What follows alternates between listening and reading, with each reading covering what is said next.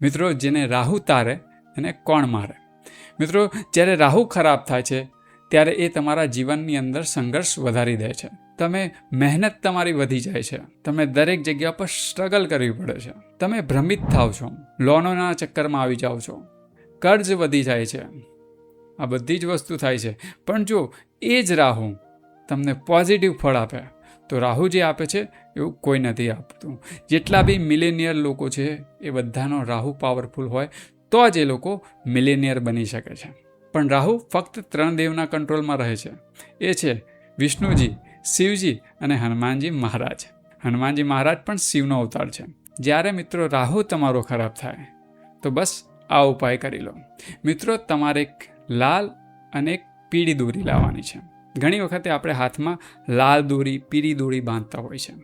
બસ આ લાલ અને પીળી દોરી તમારે લઈ આવવાની છે. એ તમારે લઈને તમારા પૂજા સ્થાનમાં મૂકવાની છે.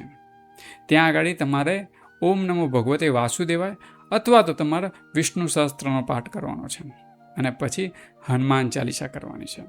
આ કરીને તમારે હનુમાનજીના પગે અડાડીને આ દોરીને તમારો જો ઘરનો મેન ગેટ છે ત્યાં આગળ તમારે બાંધી દેવાની છે.